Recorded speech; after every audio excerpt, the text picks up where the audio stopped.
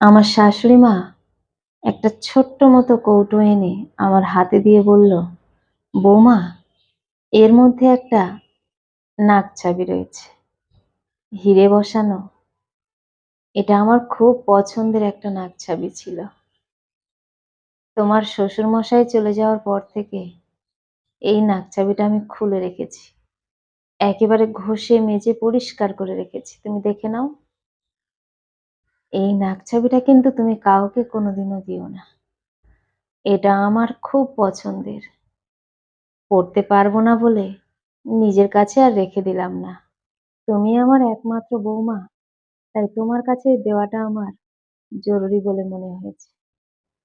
আমার মেয়েকে নইলে আমি দিতে পারতাম, কিন্তু আমার মনে হয়েছে আমার এই পছন্দের জিনিস আমার ছেলের বউকেই দেব, মেয়েকে নয়। মেয়েকে তার শাশুড়ি দেবে, আমি কেন দিতে যাব?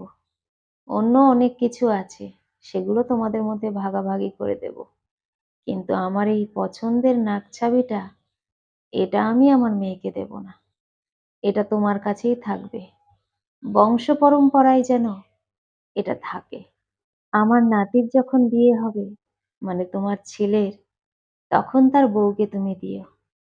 পরম্পরা হিসেবে যেন এটা থেকে যায়। আমি মাকে বললাম, মা, আমি এই পরম্পরা ধরে রাখবো, কিন্তু আমার ছেলের বউ ধরে রাখবে কিনা সেটা তো আমি বলতে পারবো না। সে যখন আসবে তখন আমিও তার হাতে দিয়ে একই কথা বলবো, কিন্তু সে এই কথাগুলোর কোনো গুরুত্ব দেবে কিনা সেটা সম্পূর্ণ তার উপর নির্ভর করছে। আমার শাশুড়ি মা বলল, তুমিই যত্ন করে রেখো, তোমার ছেলের বউ যখন হবে তার কাছে দিও। এবারে সে কি করবে না করবে সেটা তো আর বলতে পারি না। তুমি শুধু তোমার কর্তব্যটুকু পালন করো মা। আমি বললাম, হীরের নাকছাবি কে যত্ন করে রাখবে না মা? তবে এটা যদি আমি পড়তে পারতাম তাহলে ভালোই লাগতো। আমার শাশুড়ি মা বলল, তুমি পড়বে তো, পড়বে না কেন? তোমাকে আমি পড়তে বারণ করেছি? তুমি পড়লে তবেই তো আমার ভালো লাগবে। আমি বললাম, মা, এই জিনিসটা পরে ঘুরে বেড়াবো, কখন যদি হিরেটা পড়ে যায় তখন কি হবে মা? আমার শাশুড়ি মা বলল, আমি আজ 15 বছর পড়েছিলাম, কিচ্ছু হয়নি। তুমি চিন্তা করো না বৌমা, ওটা তুমি পরেই থাকো, ঠিক থাকবে ওটা। যদি সেরকম কিছু হয় সে না হয় পরে ভাববো, তাই বলে তুমি পড়া বন্ধ করে গুছিয়ে রেখে দেবে এমনটা আমি বলিনি মা। তুমি পড়ো এটা, আজই আমার সামনে পড়ো, আমি দেখবো তোমার কেমন লাগে। আমার শাশুড়ি মা বলতে আমি কৌটোটা খুললাম, খুলে দেখলাম এত চিকচিক করছে, দেখেই মন ভরে যাচ্ছে।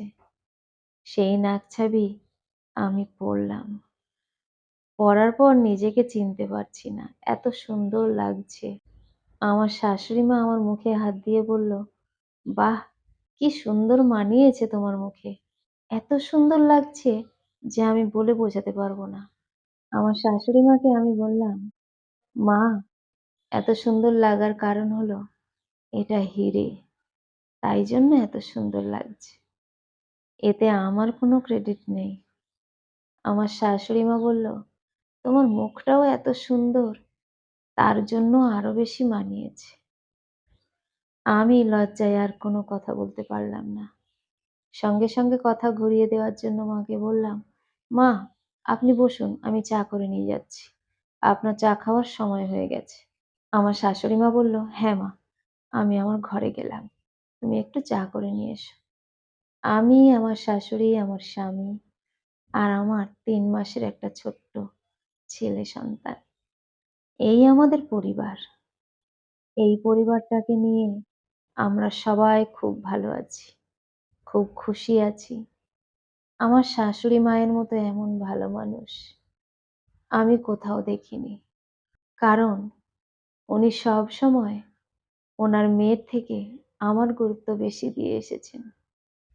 মাঝে মাঝে ওনার মেয়ে ওনার উপর রাগ করে বলে, মা, আমার তো মনে হয় না আমি তোমার মেয়ে, আমার তো মনে হয় আগের জন্মে বৌদিই তোমার মেয়ে ছিল, তাই জন্য তুমি আমার থেকে বেশি ভালোবাসো বৌদিকে। আমার শাশুড়ি মা বলে, "আরে মা, তোকে তো বিয়ে দিয়ে দিয়েছি। তুই তো আমার সংসারে আর থাকিস না। তোকে ভালোবাসি না কে বলল? তুই তো আমার মেয়ে। তুই যেখানে গেছিস সেই পরিবারটাকে আপন করে নে এবং তারাও তোকে আপন করে নেবে। আর তোর বৌদি তো আমার বাড়িতে এসেছে সবকিছু ছেড়ে। তাকে যদি আমি আপন করে না নিই, সে কেনই বা আমাকে আপন বলে ভাববে? আমি যদি তোর আর বৌদির মধ্যে ফারাক করি, তাহলে তো সেও তার মা এবং আমার মধ্যে ফারাক তৈরি করবে। ভালোবাসা পেতে গেলে ভালোবাসা দিতে হয় রে মা।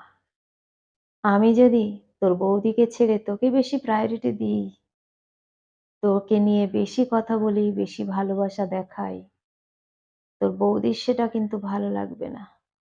কারণ সে বুঝতে পারবে যে আমার শাশুড়ি আমাকে নয়, তার মেয়েকেই বেশি ভালোবাসে। আর মেয়ের কথা শুনে আমার সঙ্গে একটু আধটু খারাপ ব্যবহার করে ফেলে। সেটা আমার ভালো লাগে না। তোর বৌদির মনে যখন এটা হবে, তখন কিন্তু তার মনে আমি আর ভালোবাসার জায়গা তৈরি করতে পারবো না।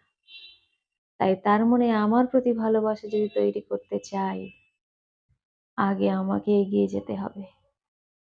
কারণ সেই আমার ঘরে সারা জীবন থাকবে। আমার কিছু হলে সেই দেখবে, তুই এসে আমাকে দেখবি না।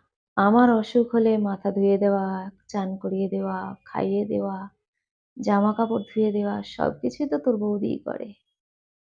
তুই কি শ্বশুরবাড়ি থেকে এসে আমাকে দেখিস? তুই তো শ্বশুরবাড়ি থেকে এসে আমাকে দেখতে পারিস না। তাই যে মেয়েটার কাছে আমাকে সারা জীবন থাকতে হবে, তাকে তো ভালোবাসতেই হবে। নইলে সে আমাকে অসময়ে দেখবে কেন? তখন লোকের হাতে ছেড়ে দেবে। যেমন খুশি তেমন ভাবে আমাকে রাখবে। আমাকে ভালোবেসে যত্ন করে রাখবে না। আমার শাশুড়ি মায়ের মুখ থেকে এমন কথা শোনার পর তাকে না ভালোবেসে কখনো থাকা যায় না। সে সত্যিটা উপলব্ধি করেছে। সংসারটা কি খুব ভালোভাবেই সে জানে। কিন্তু তার মতো জায়গায় অনেকে থেকেও এই সামান্য কথাটুকু বুঝতে পারে না। তারা মেয়েদের সঙ্গে জোটবদ্ধ হয়ে বউদের উপর অত্যাচার করে। আমার শাশুড়ি মায়ের এমন জ্ঞান আমাকে সত্যি মুগ্ধ করেছে।